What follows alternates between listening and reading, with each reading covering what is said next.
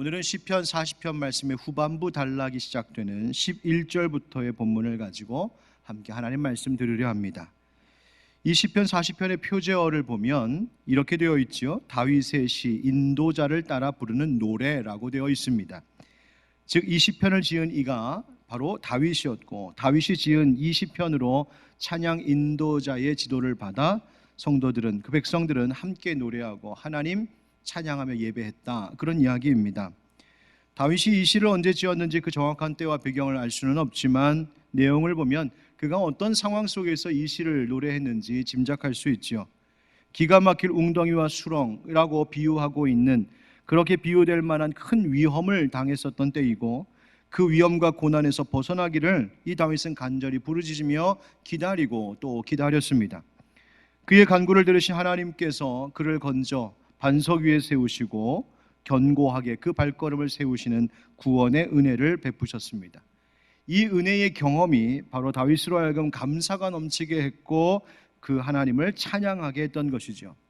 그런데 이 은혜의 경험을 통해 다윗이 깊이 깨달은 것이 있었습니다. 그것은 하나님의 법, 즉 하나님의 말씀을 듣고 행함이 그 무엇보다도 하나님께서 기뻐하시는 일이요, 이것이 자기 삶의 반석이 또한 된다는 사실이었습니다. 그래서 8절부터 10절의 말씀을 보면 뭐라고 말하느냐? 주님, 내가 이제는 내가 주의 뜻 행하기를 즐기오니 주의 법이 나의 심중에 있습니다. 내가 하나님의 법, 하나님의 말씀대로 살겠습니다라는 것이죠. 그리고 이어지는 9절 10절에서 나는 많은 회중 가운데에서 이 의의 기쁜 소식을 전하겠습니다. 많은 회중 가운데에서 주의 인자와 진리를 감추지 않겠습니다. 즉 하나님께서 베푸시는 은혜가 무엇인지, 이 놀라운 은혜를 나는 평생 세상 가운데 사람들에게 전하며 선포하며 살겠습니다. 그렇게 결단하고 노래하고 있습니다. 여러분, 이 다윗의 고백에서 우리는 한 가지 기억해야 할 중요한 점을 발견하게 됩니다. 시인이 겪었던 기가 막힐 웅덩이와 수렁, 이것을 그가 그냥 지나쳐 보내지 아니하고 이 사건이, 이 경험이 자신의 인생에 가져다준 의미가 무엇인지를 그는 깊이 묵상하고 있었다는 겁니다. 즉 어려움과 위기를 겪고 실패했던 그 자리에서 하나님이 특별히 주신 그 영적인 교훈을 놓치지 않고 있었다는 점이죠. 기가 막힐 웅덩이와 수렁, 여러분, 다윗이 그냥 그 입구 근처까지만 갔다 온 것도 아니었습니다. 빠질 뻔했다는 말 아닙니다. 실제로 그 어려운 삶의 형편에 빠져 있었습니다. 큰 고난이 있었고 위기가 있었고 실패를 겪은 것이죠. 그러나 그럼에도 불구하고 거기서 건져주시는 하나님의 은혜를 경험한 그는 이 구원의 은혜를 가볍게 여기지 않았습니다. 잊어버리지 않았습니다. 그 일을 깊이 묵상했고 자신의 삶을 반추했다는 말입니다. 무엇을요? 인생의 웅덩이와 수렁과 같은 위기와 실패 속에서도 하나님의 능력을 믿고 신뢰하며 부르짖고 기도할 때 하나님 구원하시는구나. 교만하고 거짓에 치우친 자와 함께하면 실패의 웅덩이에 빠질 수 있겠으나 반대로 하나님의 법, 하나님의 말씀을 들을 줄 아는 귀가 열리고 그 말씀을 듣고 말씀대로 행하기를 즐거워하는 인생, 하나님이 그 실패의 웅덩이에서 구원하여서 그 삶을 반석과 같이 세우시는구나.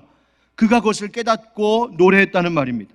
이 깨달음이 다윗에게 얼마나 놀랍고 중요했는지, 이것을 자기만 생각한 것이 아니라 그것을 노래로 지어 후손들도 그것을 불러 이 믿음의 길을 함께 가도록 인도하고 있었다는 것이죠. 여러분, 그렇습니다. 우리가 인생의 실패와 또한 주님께서 그 실패에서 건지시는 은혜의 삶을 우리는 계속해서 살아가는데, 이 넘어짐과 일으키심, 이 실패와 다시 구원하시는 이 은혜의 일들이 계속 반복되어 갈 때 소홀하지 말아야 할 것이 바로 이것입니다. 그것은 내 삶 가운데 있었던 위험과 실패의 웅덩이가 과연 무슨 의미였고 왜 내가 그랬었는지, 하나님이 이 일을 통하여 나에게 어떤 영적 교훈을 주고 계신지를 잘 돌아보고 또한 되돌아보는 것입니다. 흔들리는 세상 속에서 우리는 그렇게 또 다른 모양의 웅덩이와 수렁을 만날 위험이 있습니다. 그때 우리가 어떻게 해야 될까? 바로 그 교훈을 얻는 것이죠. 오늘 본문인 11절에서 하나님께서 이 다윗의 고백을 통하여 깨닫게 하시는 것이 바로 그것입니다. 여호와여, 주의 긍휼을 내게서 거두지 마시고 주의 인자와 진리로 나를 항상 보호하소서. 아멘. 다윗이 또다시 하나님의 긍휼을 구합니다. 주의 인자, 주님의 그 변함없는 사랑으로 진리로 나를 보호해 주십시오.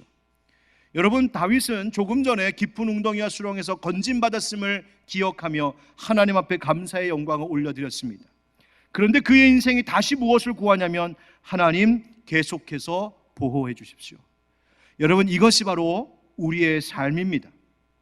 이제 좀 살만하게 되었다고 다 된 것 아닙니다. 2022년도에 그 어려웠던 거 다 지나갔고 이제 2023년 이제 다 되었다, 그냥 그러고 있을 일이 아니란 말입니다. 우리는 새해가 바뀌면서도 또다시 다른 모양으로 다가올 줄 모르는 또 하나의 다른 깊은 웅덩이와 수렁을 맛보고 경험할 수도 있습니다. 바로 그렇기 때문에 우리는 날마다 계속해서 하나님의 은혜와 사랑을 구하지 않고는 하나님의 은혜 없이는 살 수 없는 것이 우리들입니다. 그래서 우리가 찬양으로도 고백하지 않습니까? 은혜 아니면 살아갈 수가 없네. 그냥 찬양 가사의 한 구절이 아니라 이것이 우리의 정말 삶의 고백이 되어야 되는 것이죠. 왜 우리는 이처럼 날마다 매일같이 하나님의 은혜를 구하며 살아야 될까? 하나님 보호해 주시기를 구하며 살아야 될까? 그 이유를 오늘 성경에서는 이렇게 말하고 있습니다. 둘러싼 재앙과 머리털보다 많은 죄 때문이라고요. 여러분, 12절 말씀에 다윗이 이것을 고백하죠. 함께 같이 읽어보실까요? 12절 시작. 수많은 재앙이 나를 둘러싸고 나의 죄악이 나를 덮침으로 우러러 볼 수도 없으며 죄가 나의 머리털보다 많음으로 내가 낙심하였음이니이다. 아멘. 여러분, 여기서 수많은 재앙이라고 하는 말은 우리가 삶을 살아가면서 늘 일상적으로 겪는, 늘 만나는 여러 가지 어려운 일들, 혹은 악한 일들, 불행한 일들, 비참하고 비극적인 일들을 통틀어 말하는 것이 바로 수많은 재앙이라고 하는 말 속에 들어있는 의미입니다. 그런데 다윗이 지금 말합니다. 나를 사방에서 둘러싼 이 수많은 재앙들을 보고 있다고요. 여러분, 생각해 보세요. 다윗이 기가 막힐 웅덩이와 수렁에서 지금 막 건짐을 받았습니다. 그 어려움과 실패로부터 하나님 앞에 부르짖고 기도함으로 건짐을 받고 이제 좀 반석 위에 다시 서는 것 같았습니다. 이제 좀 위태롭던 발걸음이 견고해진 것 같습니다. 그래서 지금 좀 한숨 돌리면서 살만하다 싶었는데 다윗이 그 현실 가운데 또다시 보는 것이 뭡니까? 수많은 재앙이 나를 둘러싸고 있더라. 또 다른 어려움이 찾아오고 있습니다. 파도 밀려오듯 또 어려움이 찾아오고 있습니다. 바로 이것이 우리의 삶이고 우리의 실존이라는 것이죠. 재앙의 연속에 둘러싸여서 꼼짝할 수 없는 그런 처지에 있는 우리들을 바로 시인이 대변하고 있는 겁니다. 이어지는 다윗의 고백을 보면 그런데 이 재앙들이 무엇과 관련이 있다고 다윗은 말하고 있냐면 바로 나의 죄와 관련이 있다 말하고 있어요. 그래서 12절 말씀에 수많은 재앙에만 둘러싸인 것이 아니라 나의 죄악이 나를 덮친다 이렇게 말하고 있죠. 그래서 우러러 볼 수 없다 이런 말을 합니다. 이 말의 의미는 뭐냐면 죄가 너무나 가득해서 눈앞이 캄캄하다는 말입니다. 다른 번역을 보면 이렇게도 성경을 번역했어요. 나의 죄에 덜미가 잡혀서 이렇게 말합니다. 내 죄 때문에 그 죄에 덜미가 잡혀서 앞으로 나아가지 못하고 있는 인생을 이야기하고 있는 거죠. 그리고 그 죄가 얼마나 많은지 나의 머리털보다 많음으로 그렇게 자백하고 있습니다. 여러분, 우리의 인생을 둘러싸고 있는 재앙 중에 가장 크고 무서운 재앙이 무엇일까요? 오늘 말씀을 묵상해 보니 그것은 다름 아닌 내 죄가 가장 큰 재앙입니다. 나의 죄가 가장 크고 무서운 재앙, 나의 범죄함이 가장 큰 재앙을 불러오더라는 것이죠. 그 죄의 재앙이 얼마나 크고 무서운지 다윗은 내가 낙심하였나이다 이렇게 고백합니다. 옛날 성경의 개역 한글 번역을 보면 내가 낙심하였나이다 라고 하는 번역을 어떻게 말했냐면 내 마음이 사라졌나이다 이렇게 말하고 있어요. 아니, 내가 여기 멀쩡히 있는데, 내가 이렇게 잘 살고 있는데 내 마음이 사라졌다는 게 무슨 말일까? 그것은 내 마음이 나를 버렸다라는 의미입니다. 내 마음이 나를 버렸다? 즉 내 마음조차 나를 포기하게 됐다. 내 인생, 내 죄의 문제를 보니까 나 무기력한 인생임을 깨닫게 되었다. 내 죄의 문제 보니까 내가 뭐를 할 수 있는 존재가 아님을 알게 되었다. 내 인생의 죄와 함께 밀려오는 수많은 재앙들 앞에서 내가 이렇게 무기력하고 무능하고 생명력 없는 존재임을 깨닫게 되었다. 그 이야기입니다. 죄가 그렇게 무거운 것입니다. 여러분, 어떤 분이 길에서 열심히 전도했답니다. 그러면서 전도하면서 외치기를 죄가 얼마나 무거운 것인지를, 그러니 회개하라고, 죄의 값이, 죄의 형벌이 얼마나 무거운 것인지를 여러분 알라고, 깨달으라고 그렇게 외치고 있으니까 그것을 옆에서 듣던 어떤 지나가던 사람이 조롱 섞인 말로 이렇게 물었다는 거예요. 아니 이보세요, 죄가 무겁다고요? 아니 그 죄가 얼마나 무겁습니까? 도대체 무게가 얼마나 됩니까? 한 50kg? 한 100kg? 500kg? 아니 한 1톤쯤 됩니까? 여길 날 보세요. 나 그냥 잘 삽니다. 여러분, 죄가 가벼워요. 별로 무겁지 않습니다. 막 이러면서 조롱하면서 전도자에게 물었어요. 죄가 몇 킬로나 되냐고요. 그러자 전도자가 이렇게 대답했다는 거예요. 선생님, 우리 앞에 죽은 시체가 하나 있다고 한번 생각해 보세요. 제가 죽은 시체 위에다가 한 50kg쯤 되는 짐을 한번 올려볼까요? 100kg쯤 되는 짐을 올려볼까요? 아니 500kg, 아니 1톤짜리 짐을 한번 올려볼까요? 그 시체가 그 무게를 느낄 수 있을까요? 아니요. 왜 못 느끼나요? 죽었으니까요. 맞습니다, 선생님. 당신이 죄의 무게를 느끼지 못하는 것은 그 죄 때문에 당신이 이미 죽었기 때문입니다. 그렇게 말했다는 거예요. 명쾌한 대답이라고 생각합니다. 여러분, 그렇습니다. 우리의 인생에 머리털보다 많은 죄, 붉은 피보다도 더 붉고 짙은 그 죄의 짐이 얼마나 무섭고 무거운지, 그것이 나를 짓눌러 죽은 자 같이 되게 하는데도 우리는 그것을 전혀 생각지도 못하고 느끼지도 못하는 영적 둔감 속에 살아가는 죄인이기도 합니다. 다윗은 알았습니다. 이 죄가 얼마나 나를 무겁게 짓누르는 것인지. 그래서 시편 32편에서 그는 이렇게 고백하기도 합니다. 내가 입을 열지 아니할 때에 종일 신음함으로 내 뼈가 쇠하였도다.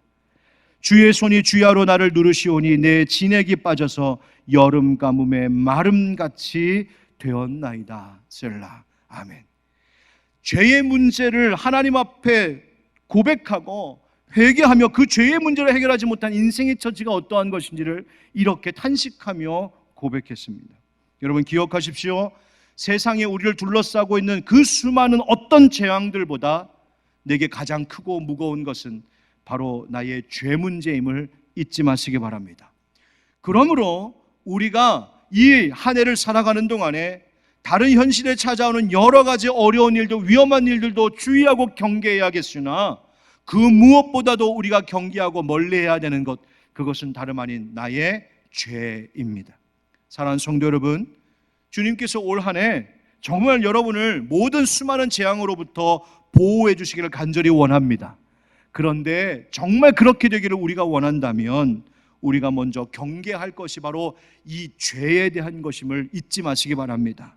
하나님을 의심하고 믿지 않는 그 불신의 죄, 하나님보다 내가 더 높아지고 앞서려고 했던 그 교만의 죄, 하나님의 뜻을 어기던 불순종의 죄, 하나님과 사람들을 속이고 기만했던 거짓의 죄, 탐욕의 죄, 음란의 죄, 폭력의 죄, 우상숭배와 이단에 빠지는 그 모든 영적인 죄까지, 그 모든 죄의 문제를 우리가 경계하고 그것이 어떤 재앙보다도 무겁고 무서운 것인 줄 알아 여러분, 우리 자신을 항상 깨어 죄의 자리에 있지도 않고 죄의 길에 서지도 않으려고 하는 그렇게 성결한 백성들로 살아가는 이 한 해가 되기를 예수님의 이름으로 축원드립니다.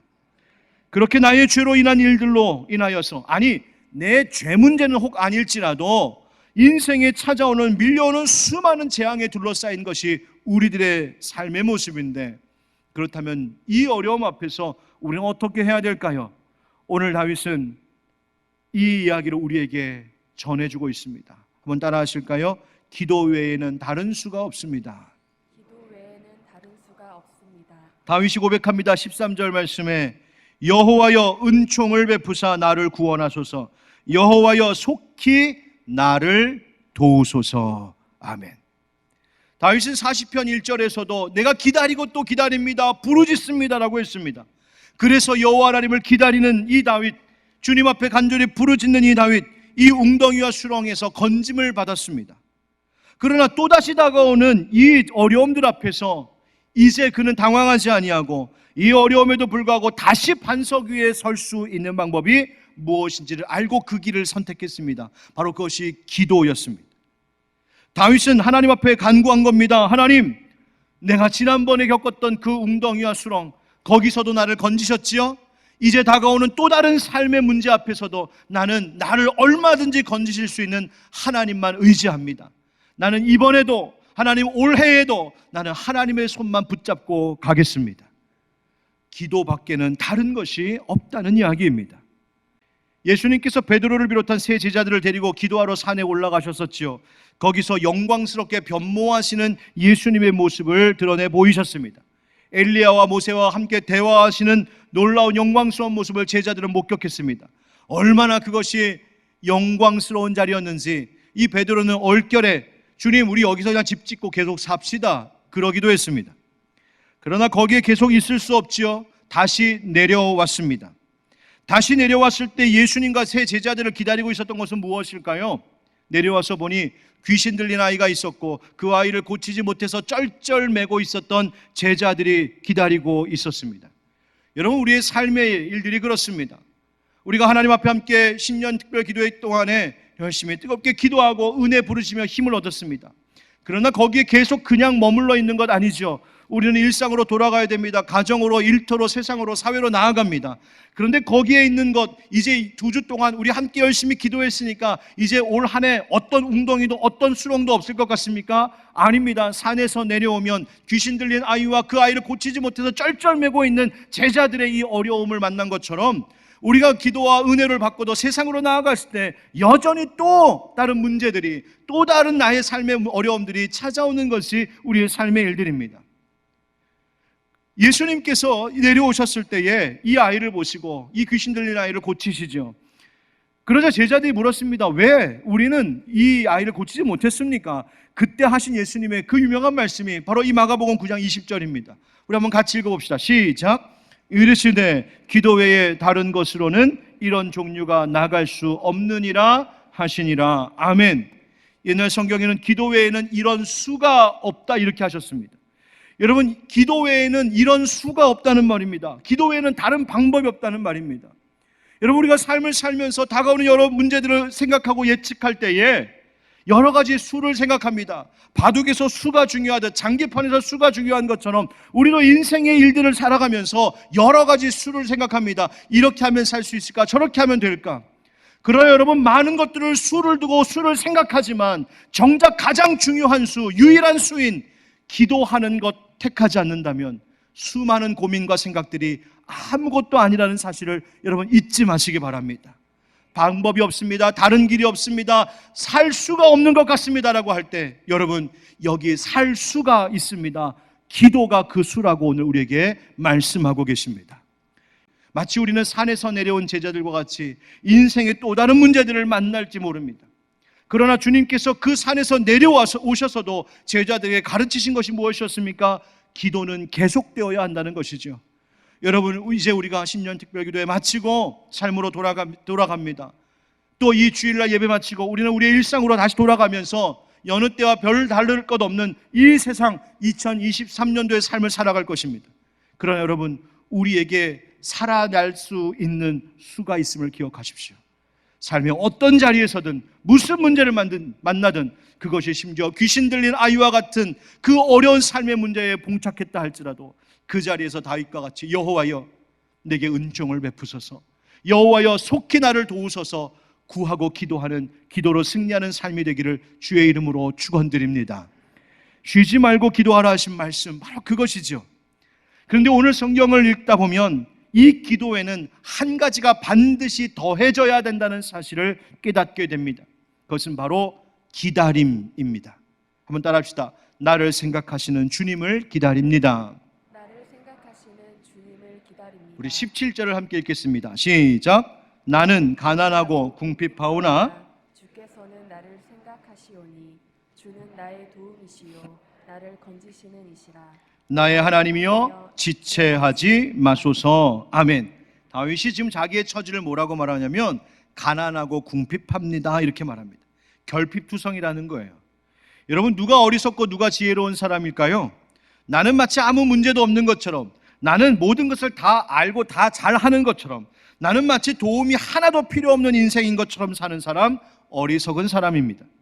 지혜로운 사람이란 오히려 내가 연약함을, 내가 결핍이 많은 존재임을 알고 그것을 시인하며 사는 사람입니다. 그러면 도움을 구하게 되죠. 그리고 도움을 구하는 자에게 하나님은 반드시 도움을 주시는 줄 믿습니다. 다윗이 지금 그렇다고 고백하는 거예요. 내가 그렇게 가난하고 궁핍합니다. 하나님, 나는 또 만나는 인생의 깊은 웅덩이와 수렁에 또 넘어지고 또 빠질 수밖에 없는 인생입니다 라고 시인하고 있어요. 그럼에도 불구하고 그가 소망을 놓지 않는 이유가 있답니다. 그것은 다름이 아닌 주께서 나를 생각하시기 때문이랍니다. 여기서 생각하신다라고 하는 말은 귀히 여긴다, 그런 뜻입니다. 주님께서 나를 귀히 여기신다. 지난 특별 새벽 기도회 기간 동안에 이 목사가 조금 무리하는 것처럼 보였는지 성도님들이 때로는 문자로 또 카톡으로 이렇게 목사님 힘내세요, 기도하고 있습니다, 건강 조심하세요, 격려의 메시지를 많이 보내주셔서 제가 참 힘을 많이 얻었습니다. 그거 받을 때마다 생각한 것이 성도님들 날 생각해 주는구나, 기분 되게 좋더라고요. 그런데 여러분, 사람들이 나를 생각해줘도 이렇게 기분이 좋고 이렇게 기운이 나는데 하물며 이 천지를 지으신 여호와 하나님께서 나를 생각하신다? 나를 귀히 여기신다? 나에게 관심이 있고 내가 살아갈 이 2023년도 한 해에 하나님께서 나를 깊이 생각하고 계신다면 여러분, 그것이 얼마나 큰 은혜이고 힘이 되는 것입니까? 오늘 약속하십니다. 주님이 여러분들을 생각하신답니다. 그래서 다윗이 고백하는 거예요. 그것을 믿고 하나님이 나를 생각하시니까, 하나님이 나를 귀히 여기시니까 나를 여기에 그냥 두지 않으실 거야. 나의 하나님이여, 지체하지 마옵소서. 여러분, 다윗이 지금 지체하지 말라고 고백하는 것은 하나님 왜 이렇게 늦습니까? 왜 이렇게 기도 응답이 더딥니까? 라고 지금 불평하고 있는 것이 아니라 하나님께서 나를 도우시고 하나님 날 붙잡아 주실 것 나는 믿습니다. 그러니 주님 오실 때까지, 주님 행하실 때까지 내가 기다리겠습니다라는 이야기입니다. 믿고 기다린다는 거예요. 지체하지 마옵소서. 어느 목사님의 글을 읽어보니까 기다림이란, 신앙인에게 있어서 기다림이란 삶으로 아멘을 외치는 것이다, 그렇게 멋지게 표현하셨더군요. 여러분, 긴 기도와 기도 끝에 외친 이 아멘이라고 하는 이 한마디가 정말 능력이 있는 아멘이 되고 삶에서 꿈틀꿈틀 살아있는 아멘이 되려면 기도한 것 잊지 아니하고 우리의 삶에서 그 기도에 응답하실 하나님을 기다릴 줄 알아야 합니다. 우리의 가정에서 혹은 자녀의 문제로 괴로워하는 그 순간에, 직장 문제로 고심하고 있을 때에, 내게 밀려온 이 인생의 문제 누구와도 털어놓고 이야기할 수 없을 만큼 외롭고 고독한 그 순간에도 주님의 은총을 구하며 주님은 나를 도우실 수 있노라고 믿는 그 믿음을 가진 사람이라면 바로 그 자리에서 바로 주님이 나와 함께 하실 것을 날마다 기다리며 하늘 바라보고 살아가는 사람, 바로 그 인생들을 하나님이 또다시 반석 위에 세워 주실 줄 믿습니다. 여러분, 하나님이 나를 구원하신다, 나에게 응답하신다, 나를 지키시고 보호하실 것이다 라고 하는 이 믿음을 가지시고 기도 입술로만 아멘하지 마시고 삶으로 아멘하면서 그 주의 은총을 기다리는 이 한 해가 되기를 축복합니다. 이사야서 7장 9절에서 만일 너희가 굳게 믿지 아니하면 너희는 굳게 서지 못하리라 하셨습니다. 굳게 서려면 굳게 믿어야 한다는 말입니다. 고린도전서 15장 2절에서도 너희가 만일 내가 전한 그 말을 굳게 지키고 헛되이 믿지 아니하였으면 그로 말미암아 구원을 받으리라. 아멘. 너희들이 믿으면 구원 얻는다 하십니다. 사랑하는 성도 여러분, 기도하십시오. 기도하셨다면 거기에 기다림을, 소망을 더하십시오. 그 인내하는 것이 바로 반석과 같은 믿음이 되어서 수많은 재앙이 밀려오고 깊은 웅덩이와 수렁이 또 내 인생 가운데 찾아올지라도 아멘으로 기다리며 살아가는 사람들, 하나님께서 올 한 해도 반석과 같이 굳게 세워주실 줄 믿습니다.